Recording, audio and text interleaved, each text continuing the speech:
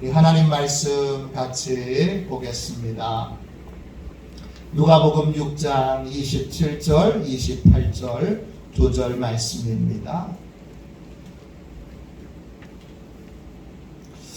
누가복음 6장 27절, 28절 두 절 말씀입니다. 신약 성경책 98쪽입니다. 누가복음 6장 27절, 28절 두 절 말씀입니다. 우리 같은 목소리로 함께 우리 귀한 말씀을 읽도록 하겠습니다. 같이 읽습니다. 그러나 너희는 듣는 자에게 내가 이르노니 너희 원수를 사랑하며 너희를 미워하는 자를 선대하며 너희를 저주하는 자를 위하여 축복하며 너희를 모욕하는 자를 위하여 기도하라. 아멘. 할렐루야.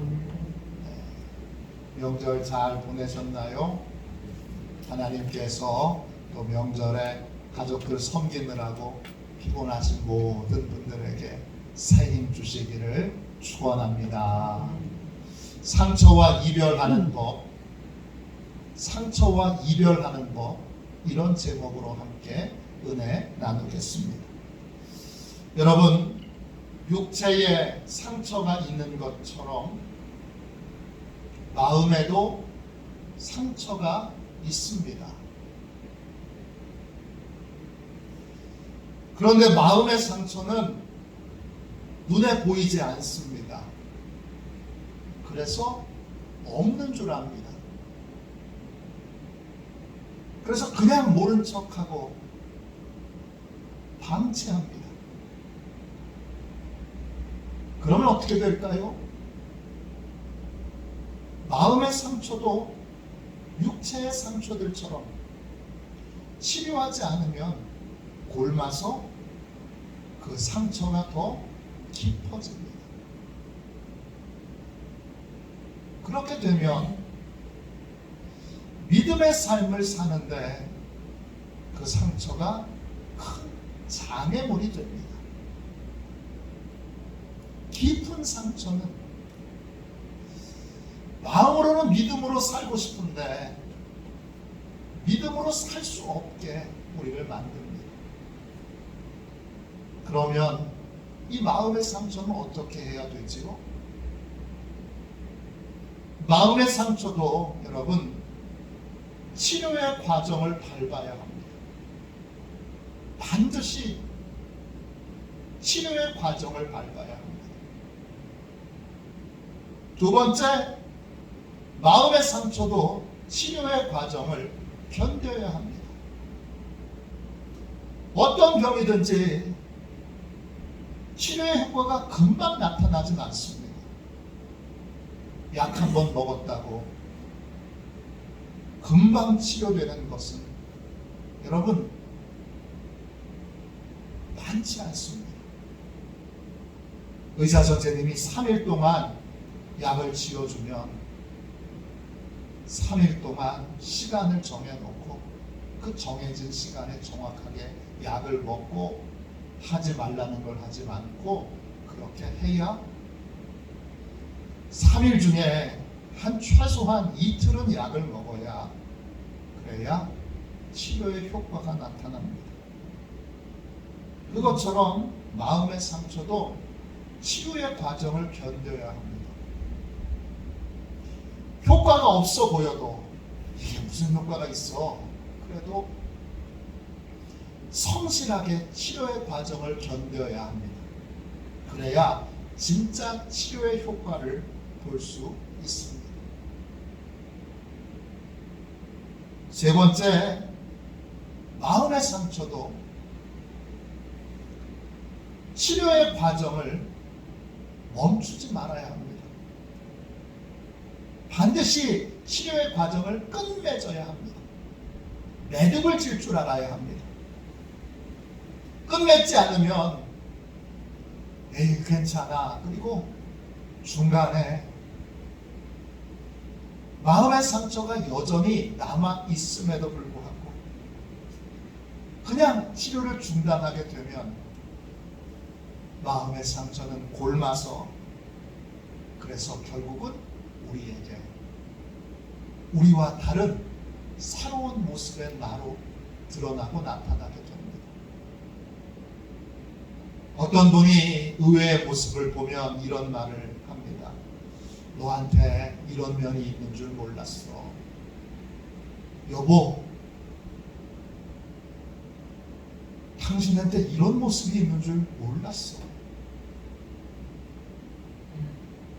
당신 이런 사람이었군. 정말 의외야. 너 전에는 안 그랬는데 왜 이렇게 된 거니? 너 많이 변했다. 변한 게 아닙니다. 치료되지 않은 겁니다. 치료되지 않고 마음의 상처가 마음 깊은 곳에 숨어 있다가 환경과 조건에 따라 드러나게 될 것입니다. 무슬림 지역에 중동 지역의 선교를 나가기로 그렇게 결단한 아주 신실한 남자 청년이 있습니다. 교회에서 청년부에서 믿음 참 좋은 청년, 그렇게 정평이 나 있는 청년입니다. 이제 선교사로 나가야 하기에 교회에 여러 자매 중에 제일 신실한 자매를 교우들이 권하고 추천하고 해서 둘이 결혼을 했습니다. 결혼한 다음에 어느 날 제일 앞장섰던 장로님이 그 자매가 지나가길래 자매의 손을 딱 잡고 잘 지내고 있어? 결혼생활 행복하지? 그런데 이 자매가 멈칫합니다. 얼굴을 보니까 살짝 멍자국이 있습니다. 그렇게 선교사로 나가려고 신실하게 믿음이 좋은 청년으로 그렇게 정평이 나 있던 이 청년이 욱하는 것이 있어서 그 분노가 통제가 안 돼요. 때때로는 자기 아내를 거칠게 이렇게 흉터가 날 정도로 손찌검을 합니다. 변한 겁니까? 아닙니다. 변한 게 아니고 그 안에 치료되지 않은 상처가 골막 터져 남아있는 것입니다. 반드시 치료되지 않은 상처들은 이런 식으로 나타나게 되어 있습니다. 그러면 상처가 치료되지 않으면 그것이 어떻게 어떻게 믿음의 장애물이 됩니까? 첫 번째, 믿음의 어떤 장애물이 되느냐? 첫 번째, 구원의 통로가 되는 삶을 살지 못하게 합니다. 축복의 통로가 되도록 삶을 살지 못하게 합니다. 여러분, 요한복음 3장 16절 17절입니다. 스크린에 나와 있습니다. 하나님이 세상을 이처럼 사랑하사 독생자를 주셨으니 이는 그를 믿는 자마다 멸망하지 않고 영생을 얻게 하려 하심이라. 하나님이 그 아들을 세상에 보내신 것은 세상을 심판하려 하심이 아니요 그로 말미암아 세상이 구원을 받게 하려 하심이라. 복음의 핵심이지요. 요한복음 3장 16절 17절 말씀입니다. 하나님이 아들을 주신 목적은 세상을 심판하기 위해서가 아닙니다. 세상을 구원하여 세상 사람들에게 영생을 얻도록 하기 위해서입니다. 예수님이 오신 이유는 심판하는 것이 아니라 구원하기 위해서다. 정죄하기 위해서가 아니라 여러분 하나님의 은혜를 입도록 하기 위해서입니다. 그런데 우리가 내 마음의 상처를 그냥 두게 되면 어떻게 되죠? 마음의 상처는 끊임없이 나한테 상처를 준 사람에 대하여 정죄하게 되고 심판하게 됩니다. 계속 정죄하고 계속 심판합니다. 그러니까 복의 통로로 쓰임받을 수가 없습니다. 구원의 통로로 쓰임받을 수가 없습니다. 남편에게 상처받았는데 그 상처가 치료가 안 되면 계속 남편을 어떻게 합니까? 남편을 구원하라고 맺어주셨는데 계속 남편을 심판합니다. 아내를 구원하라고 맺어주셨는데 아내를 계속 심판합니다. 아이들에게 구원의 길을 가르치라고 자녀들을 선물로 주셨는데 자녀들을 끊임없이 심판합니다.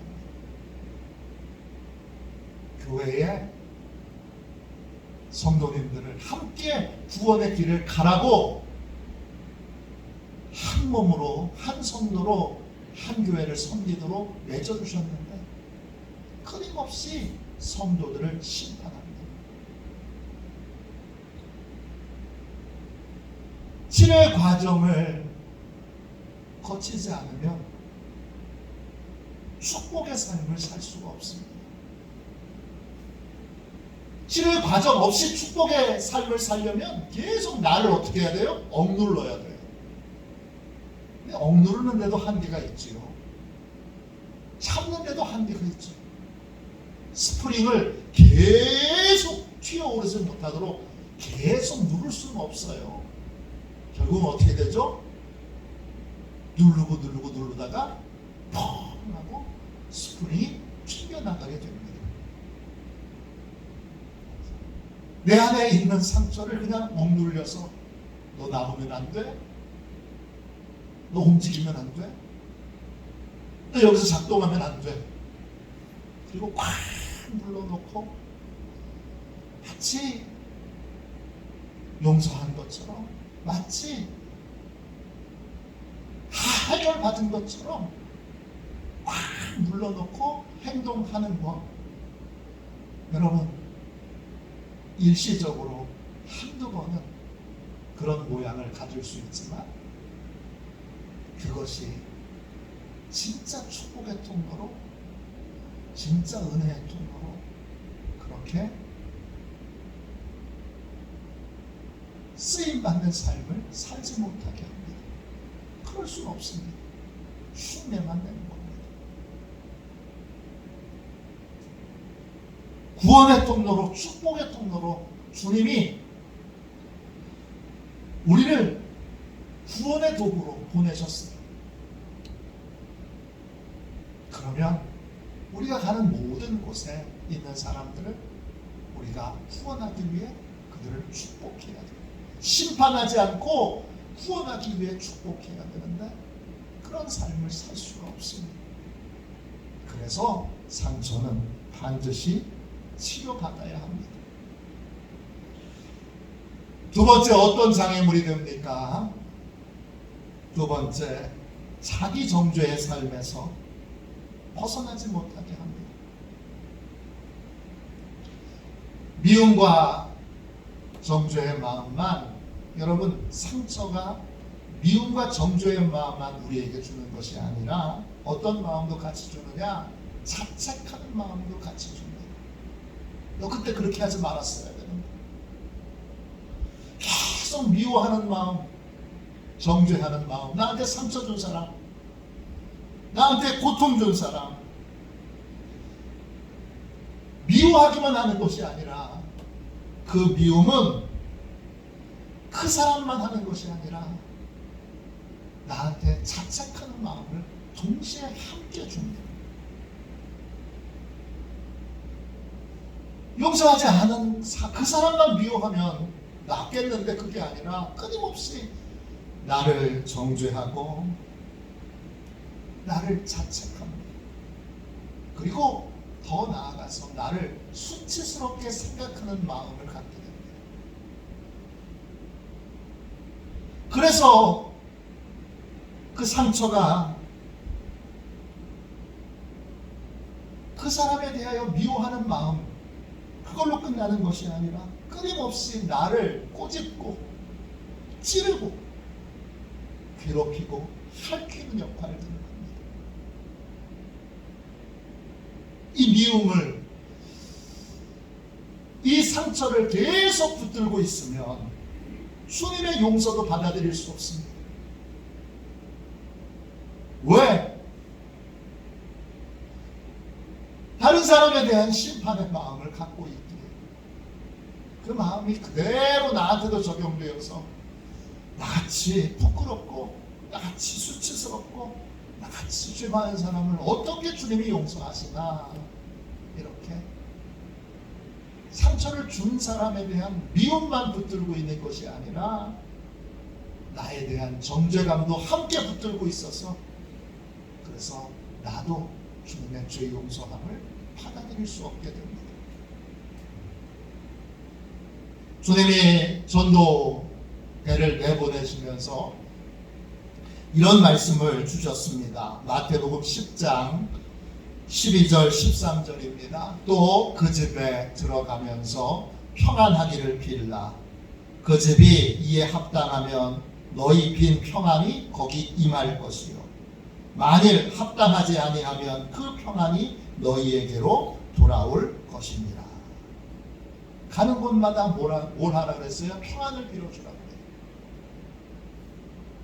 평안을 빌어줘서 그 집이 평안을 받기에, 평안의 기도를 받기에 합당하면 평안이 그 집에게 들어갈 것이고, 합당하지 않으면 빌어준 그 평안이 전도하는 그분에게로 돌아올 거예요. 이걸 여러분 정죄와 심판으로 바꿔보세요. 내가 끊임없이 나에게 상처 주고 나에게 고통을 주고 나를 아프게 하고 나를 힘들게 하고 했던 그분을 정죄하고 심판하면 그 심판과 정죄의 말이 합당하면 그 사람에게로 가겠지만 합당하지 않으면, 그러면 그 심판과 정죄의 말이 나에게로 돌아오게 됩니다.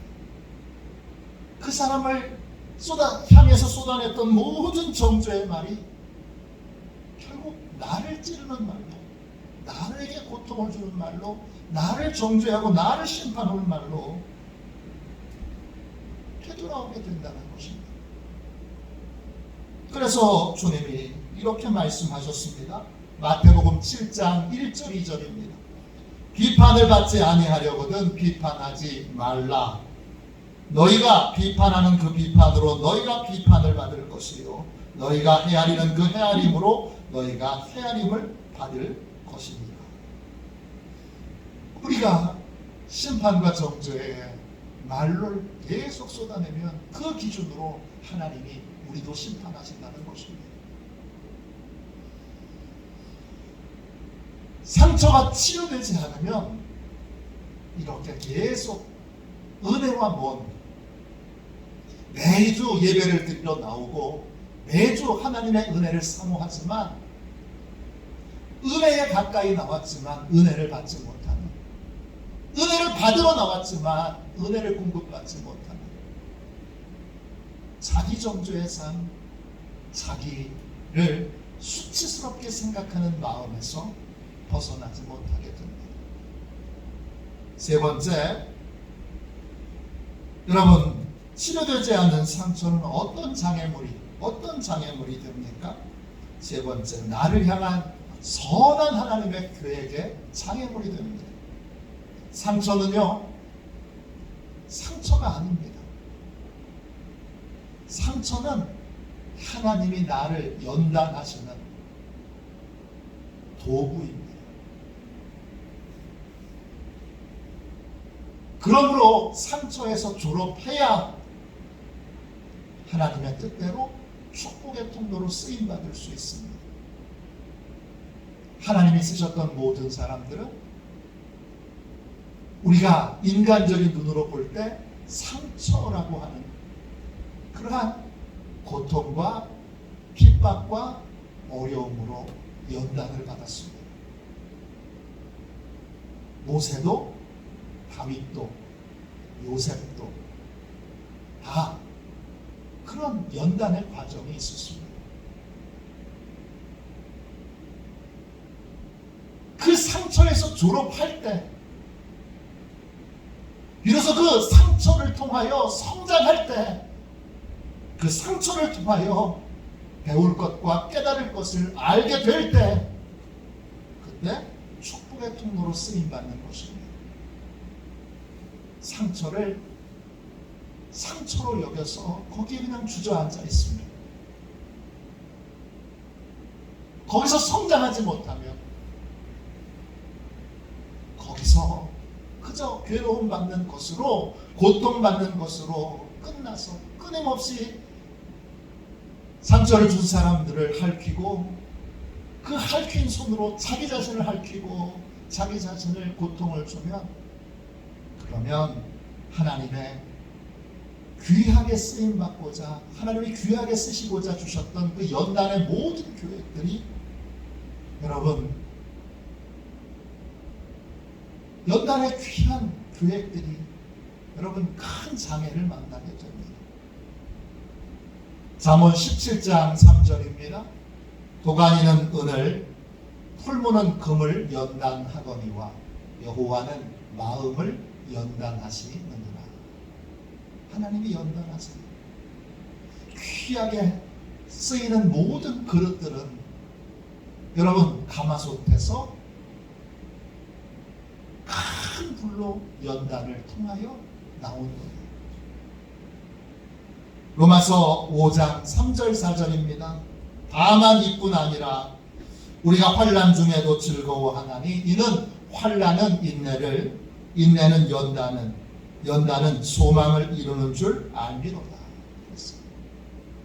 상처가 그냥 상처가 아니고 상처가 인내가 연단이 결국 소망을 이루는 것입니다. 디모데전서 4장 7절입니다. 망령되고 허탄한 신화를 버리고 경건에 이르도록 내 자신을 연단하라. 그랬습니다. 모든 상처를 성장의 기회로 바꿔야 합니다. 히브리서 12장 11절입니다. 무릇 징계가 당시에는 즐거워 보이지 않고 슬퍼 보이나 후에 그런 말미암아 연단받은 자들은 의와 평강의 열매를 맺느니라. 그렇습니다. 하나님이 우리를 귀하게 쓰시기 위해 그러한 연단과 그러한 핍박과 그러한 훈련을 받게 하신 겁니다. 상처를 그냥 상처로만 여기고 거기 주저앉아 있으면 성장할 수 없으면 그러면 하나님의 선한 계획이 장애를 만나게 됩니다. 그러면 상처에서 치유됐다는 것은 무엇입니까? 상처에서 치유되었다는 것. 첫 번째, 미움과 정죄를 진정한 심판자이신 하나님께 맡기는 것입니다. 맡길 수 있게 되는 거예요. 내가 심판해야지. 내가 정죄해야지. 내가 재판장이 돼서 심판과 정죄하는 자리에 계속 있어서 계속 미워하고 계속 정죄의 말을 쏟아내는 것이 아니라 하나님께 맡길 수 있게 되는 겁니다. 이걸 맡겨야지 한다고 맡겨지는 게 아니라 치료의 과정을 주님의 말씀대로 행하다 보면 자연히 이 일들이 이루어지게 되는 것입니다. 두 번째, 상처가 치유되었다는 것은 무엇입니까? 상처와 고통이 하나님의 섭리 안에서 새롭게 해석되는 것입니다. 다른 말로 상처의 유익을, 고통의 유익을 깨닫게 되는 것입니다. 이게 나한테 큰 유익을 주는 것이었구나, 그렇게 깨닫는 것입니다. 요셉이 총리 대신이 된 다음에 찾아온 그 형들이 정체를 알게 돼서 이제 자기들이 팔아넘긴 동생이 총리 대신이 됐으니까 벌벌벌벌 떨고 있을 때 그 형들에게 이렇게 말합니다. 창세기 45장 7절 8절입니다. 하나님이 큰 구원으로 당신들의 생명을 보존하고 당신들의 후손을 세상에 두시려고 나를 당신들보다 먼저 보내셨나니 그런즉 나를 이리로 보낸 이는 당신들이 아니요 하나님이시라. 하나님이 나를 바로에게 아버지로 삼으시고 그 온 집의 주로 삼으시며 애굽 온 땅의 통치자로 삼으셨나이다. 하나님이 나를 애굽에 먼저 보내신 이유는 우리 가족들을 보호하기 위해서입니다. 나를 애굽에 보낸 건 형들이 아니고 하나님이십니다. 형들 배후에 하나님이 계셨습니다. 형들은 하나님의 도구일 뿐입니다. 그렇게 고백하는 거예요. 또 아버지 야곱이 죽은 다음에 또다시 벌벌벌 떨고 있는 형들이 이제 아버지가 돌아가셨으니까 진짜 우리를 이제 심판하고 보복하겠구나, 그렇게 벌벌벌 떨고 있는 형들에게 요셉이 다시 말합니다. 창세기 50장입니다. 50장 19절 20절입니다. 요셉이 그들에게 이르되 두려워하지 마소서, 내가 하나님을 대신하리이까. 당신들은 나를 해하려 하였으나 하나님은 그것을 선으로 바꾸사 오늘과 같이 많은 백성의 생명을 구원하게 하시려 하셨나니 당신들은 두려워하지 마소서, 내가 당신들과 당신들의 자녀를 기르리이다 하고 그들을 간곡한 말로 위로하였더라. 하나님이 당신들은 해하려고 했지만 그것을 하나님이 선으로 바꿔주셨어요. 그래서 나를 통해 많은 백성들을 구원하게 하셨습니다. 제가 당신들과 당신들의 자녀들을 잘 돌보겠습니다. 잘 기르겠습니다. 걱정하지 마십시오. 그렇게 위로합니다. 상처가 상처로 남아있지 않고 그 상처를 통하여 내가 얻은 유익이 너무나 크고 귀합니다. 그렇게 요셉이 고백합니다. 상처와 고통을 통하여 얻게 된 유익, 그 유익에 눈이 열리고 그 유익에 대해 감사하게 되고 그 유익에 대해서 인정하게 되는 것, 그것이 상처가 치유된 것입니다. 마지막 세 번째로 무엇입니까? 진심으로 축복하는 마음. 진심으로 상처와 고통을 준 사람을 축복하는 마음이 내 마음에서 자연스럽게 생겨나게 되는 것이 바로 상처가 치유되는 것입니다. 요셉이 말합니다. 제가 형님들과 형님들의 자녀들을 잘 기르겠습니다. 뭐예요? 상처가 다 치유된 거죠. 그래서 뭐만 남은 거예요? 진심으로 축복하는 마음만 남아있는 거예요. 자격이 안 되는 사람에게 대해서는 축복하는 마음과 함께 긍휼히 여기는 마음, 불쌍히 여기는 마음이 생겨요.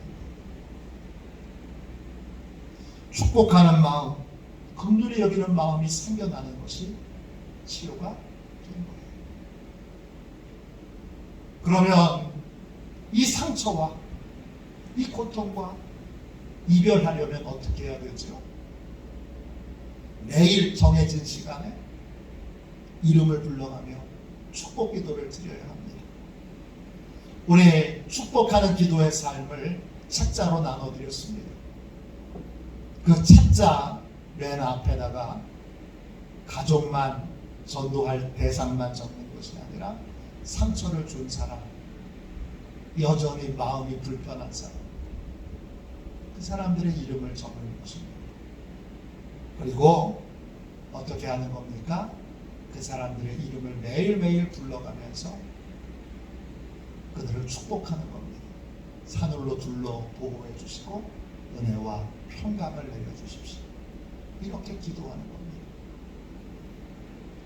민수기 6장 22절부터 27절 말씀 다시 보십시오. 여호와께서 모세에게 말씀하여 이르시되 아론과 그 아들들에게 말하여 이르기를 너희는 이스라엘 자손을 위하여 이렇게 축복하여 이르되 여호와는 내게 복을 주시고 너를 지키시기를 원하며 여호와는 그의 얼굴을 내게 비추사 은혜 베푸시기를 원하며 여호와는 그 얼굴을 내게로 향하여 드사 평강 주시기를 원하노라 할지니라 하라. 그들은 이같이 내 이름으로 이스라엘 자손에게 축복할지니 내가 그들에게 복을 주리라. 하나님이 축복하는 방법을 가르쳐 주셨어요. 그건 뭐예요? 보호해 주시도록 축복하고 은혜 베풀어 주시도록 축복하고 평강 주시도록 축복하는 거예요. 그래서 그걸 한 문장으로 해서 산울로 둘러 보호해 주시고 은혜와 평강을 내려 주옵소서 이렇게 기도하는 거예요. 그걸 27절 끝에 보세요. 그들은 이같이 내 이름으로 이스라엘 자손에게 축복할지니, 그때 그 축복할지니라고 하는 말은 히브리어로 쏨이에요. 뜻은 고정하다, 묶어두다, 세우다, 두다 이런 뜻이에요. 나를 축복하는 삶에 묶어두는 거예요. 나를 축복하는 삶에 못 박아두는 거예요. 언제까지? 내 고통이 치료될 때까지. 이제 내 고통이 하나님 앞에 온전히 다 맡겨질 때까지, 하나님 안에서 새로운 해석을 할 수 있을 때까지, 긍휼하는 마음, 긍휼의 마음과 축복의 마음이 생길 때까지 나를 못 박아주는 거예요. 새벽이면 새벽, 아침이면 아침, 시간을 정해놓고 매일 상처와 이별하기 위해 끊임없이 상처 준 사람을 축복하는 거예요.